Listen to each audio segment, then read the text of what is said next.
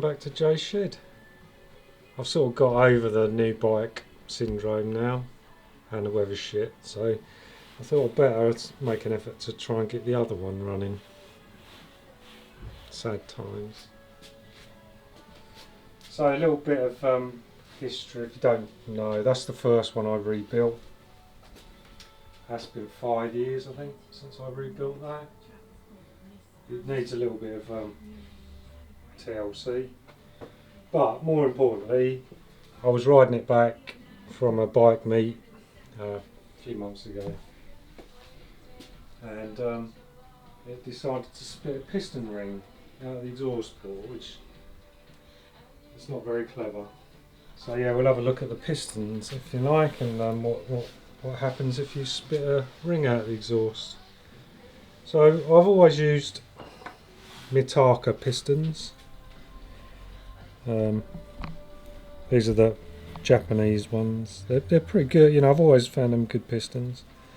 I have had issues in the past, but they're not generally down to, well, I didn't think it was down to a piston anyway. My first issue, they're the pair that came out.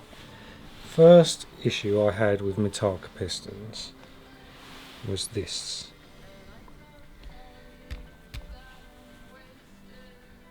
So I took my bike for a thrash down the bypass, thought it's holding back a little bit, and it was rattling quite a lot, and so I thought, over winter I'll strip that down and have a look. So I pulled it apart, and literally that skirt was just about to fall off, and you shouldn't have that much clearance. So yeah, it was rattling a bit. Still running alright though. So yeah, that was my first issue, and I thought, that's a shit piston, that's, you can still got his coating on it, so it hasn't done loads of miles. But what I believe this to be, because of the wear around here and the fact that the skirt's broke, is I believe that was down to an oversized barrel. So I think the barrel was worn too much, which causes the piston to rock, loads of too much clearance. It starts to crack, and then you get all sorts of problems. So that was the first problem I had. So I had the barrels, sent them off to Landcourt, had them replated, and then stuck this pair of pistons in with the new. And this was like about 3,000 miles ago. They haven't done a lot of work. So so this is the piston out the good side. Got a little bit of blow by there, but it's nothing. You can still see the machining lines on it. It's not rocking too much, which you'd expect. It's it's been in a barrel that's been made to the size of that piston. So bearing in mind these have both done exactly the same amount of miles, and this one here, this is what happened when it decided to split the ring out. So what I believe happened, having a good look at it, because that's what you've got to do. You've got to sort of diagnose it. What do you think's happened? Now everybody's, oh yeah, piston ring pin has fell out, but the pin is still in there if you look.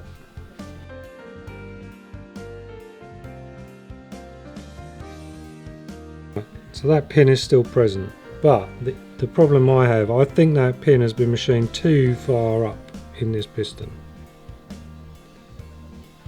Okay, so I think the pin is too far that way. So what's happened is that pin has now got a flat on it because the edge of this ring has got a chamfer. Okay, so this is a ring off another piston, but it's the same type, because you can see that these rings have got chamfer on. So what's happened is that pin has worn a little flat on. You can see where the ring's been bouncing below it, and that has caused that pin to wear and allow it to rotate. And once it rotates, there's nothing to stop that ring as it comes round going, see ya, I'm going out the exhaust, and that's what that happened. So subsequently I've got a bike there that's now can't put that in it. So that's where this little beauty comes in. So a few months ago I was offered another bike and I thought, yeah, okay, I'll have that. And this is the motor out of it. Now, I did try and start this engine. The guy sold it to me, the kickstart shaft was snapped, which sort of raises a few red flags. He's either been kicking the hell out of it trying to get it running, or something else happened, but I believe that's what's happened. So anyway, he supplied it with another kickstart shaft. I fitted that, kicked it over. It felt like it had good compression, but again, it just wouldn't fire. Clean the carbs out, put some petrol in it. But you'd kick it and it just wouldn't, it would start to pop and try to go, but it just wouldn't pick up.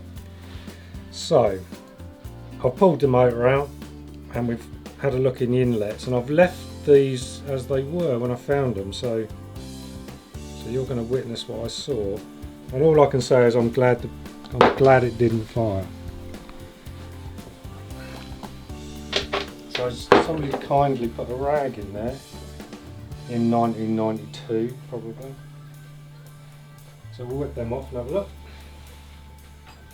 So anyway, the plan is I'm just going to take the top end off of this engine, see what the pistons like, and I'm probably going to put an old pair of Mitakas in, which I know are good. They haven't done many miles, they're alright.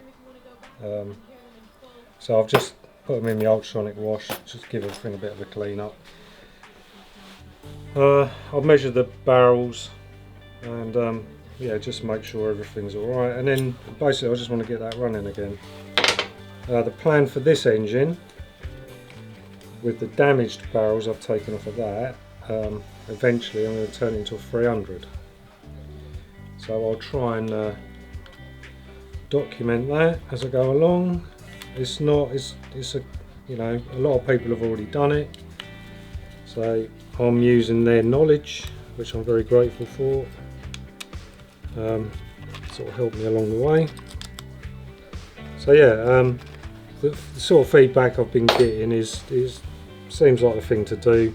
You can get really nice mid-range, good power delivery without sort of having to overly tune the motor, because that just a little bit of extra capacity just helps. So yeah, this is what I was greeted with the other day. So let's just let's get a box. Stuff a block, and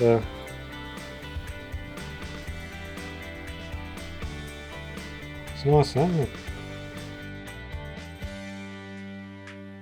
The reason it wouldn't start is because the reeds were being held open, and the reeds are held open, you don't get a lot of crankcase pressure, which doesn't give you enough to shoot the fuel up transfer ports into the top, so that's why it wouldn't start. So I'm glad we didn't persist with it. Generally, if it doesn't go within a few prods of the kickstart, then something is wrong with it, which needs investigating. This one's even better. So it's nice for them to put a rag down the inlet, but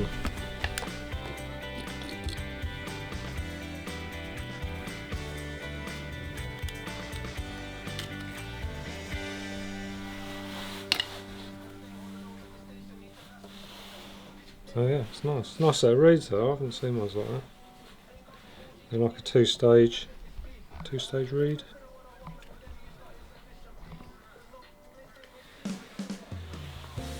So anyway, what we're interested in is the top end.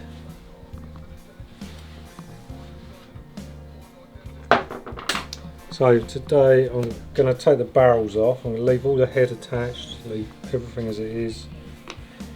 There's no point in taking the head off the barrels because I know, you know, it's all been assembled like that. So literally I'm just going to crack the bottom, gently, easily take that off, and then we'll see what we got. If it's usable, it's going on that engine.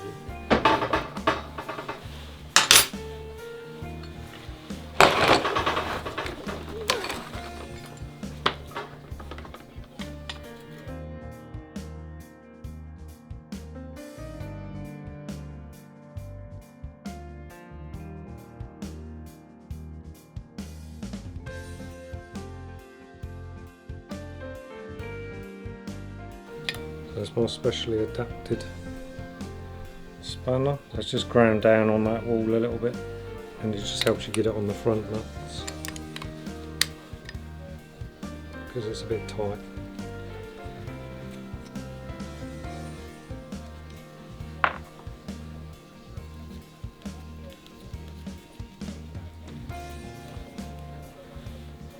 The power valves are nice, all three, and they turn all right.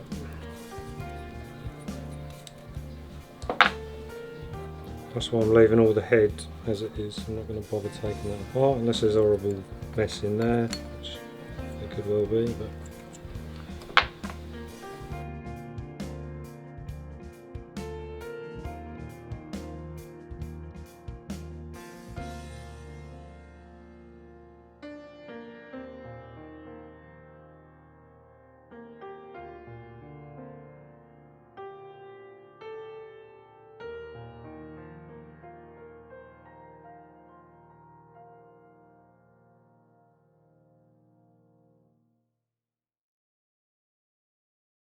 just get a little break there.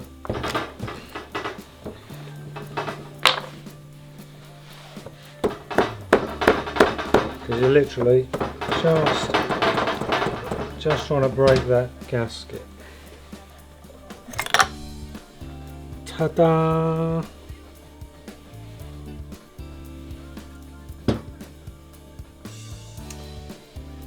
Boo!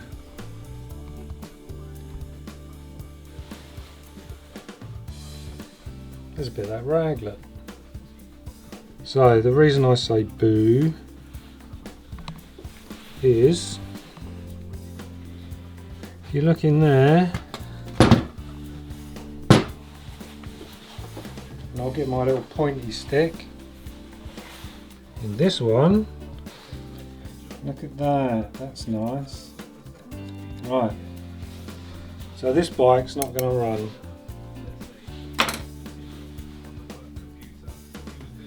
And it's done exactly the same as what my other bike did. So if you look at this one, so you can see here, that's where the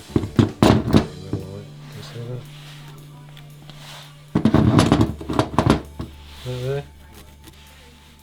So this is the barrel off the green, blue and white one where I spat the ring out of the exhaust, and that's exactly what's happened to this bike. But it's a bit of a mystery because the pistons in it are fine.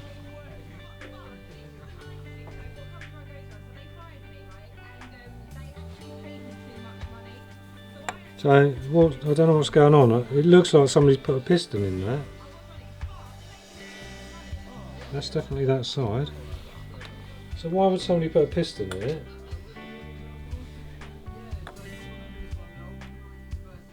The rings are still intact, so why would you put a piston in a damaged barrel? Don't make any sense.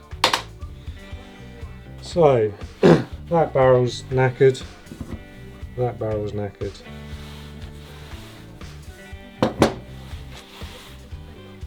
So it's not even, I can't even use this barrel with that one because that's this side.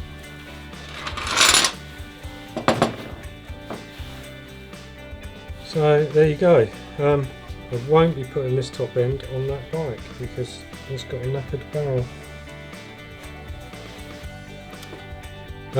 Also you can see these ones, this is a standard barrel, absolutely standard. So what I've done on there, or what Andy's done for me kindly, is we've taken these down So these little piston guides at the back, we've cut them down. The piston only sort of runs down to here anyway, so all of this is just in the way of that transfer port. So what we do is we cut that down a bit so it's like this. Okay. You can also see these have been sharpened up a little bit. So these edges, this is a standard one, big and flat. And obviously Andy's done his magic on all these transfers up here. So yeah, these are just, they're slightly different, they're not massively different. So this is a friend of mine used to work for Stan Stevens, and he took these and reprofiled all these ports. Not so it's a mad state of tune, but it's just sort of that mid-range, middle state. Better than standard, but not so it's going to grenade itself. So that's about it really, that's all I can do. I'm probably going to take those pistons off and see if I can get a make, but they do look like Mitakas. So we'll whip one of them out.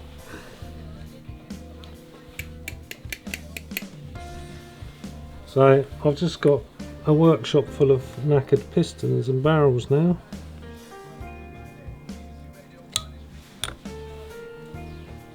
So you can sort of take the clip out. So all I've got is a bit of threaded bar. It's got a flange nut on it, but I think a normal nut would probably be alright. You just want something that won't go through that hole.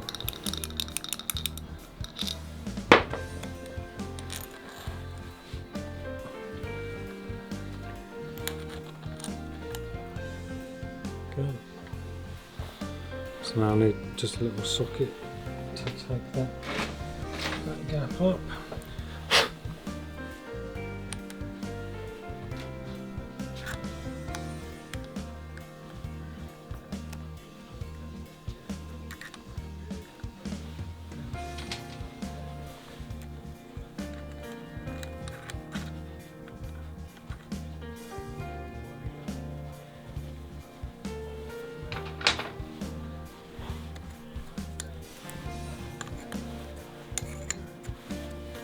So now I need a little socket to go over that. So you want a socket that little pin will go into now.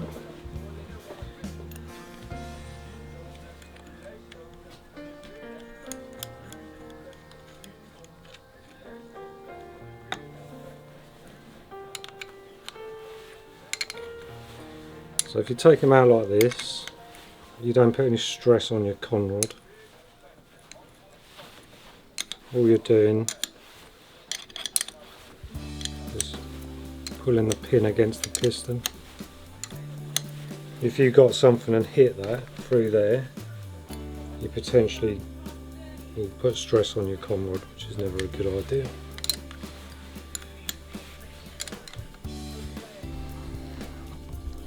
Oh, someone's been in there. So there's no up and down. There's a little bit of side to side, but you'd expect that.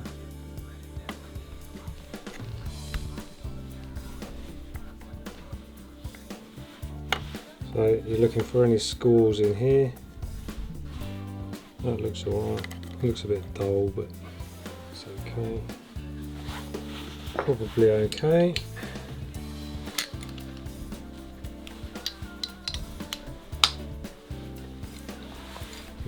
Probably not going to use these, but you can see they haven't. It's a mystery. This is a real mystery. I can't see any make on them. Oh, yes I can. So there's a little stamp in there. So if anybody knows who made them, let us know.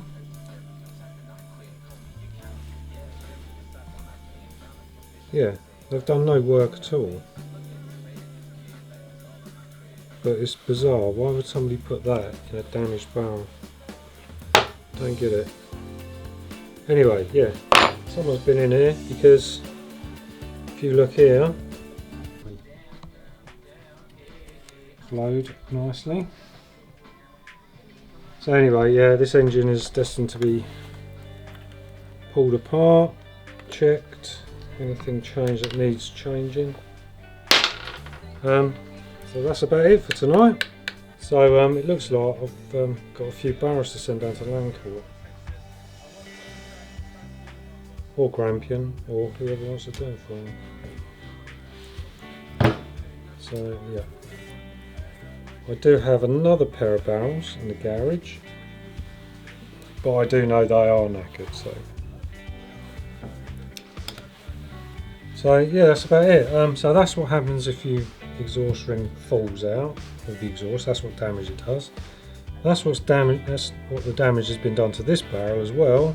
Although it's got a good piston in it, which is absolutely bizarre. Maybe they just threw another piston in and try and get it running, but it's never going to run like that. So yeah, thanks a lot. Thanks a lot for watching. Thanks for your comments. I love your comments.